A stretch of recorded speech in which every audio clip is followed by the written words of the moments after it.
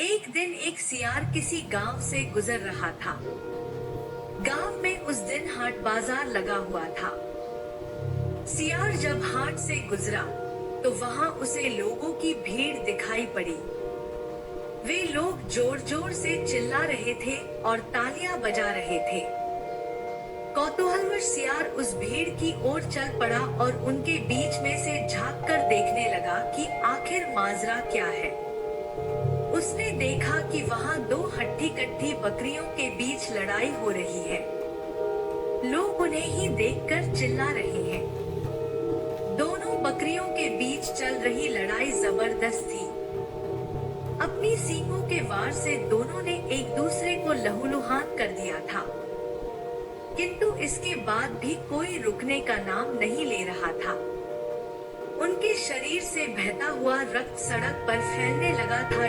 ताजे रक्त की महक जब सियार के नथुनों तक पहुंची, तो उसकी लार टपकने लगी।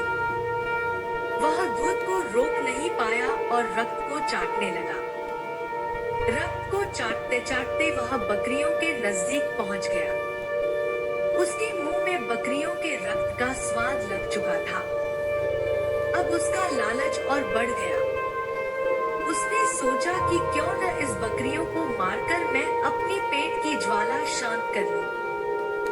बस फिर क्या था, उसने आंव देखा न ताव और टूट पड़ा बकरियों के ऊपर।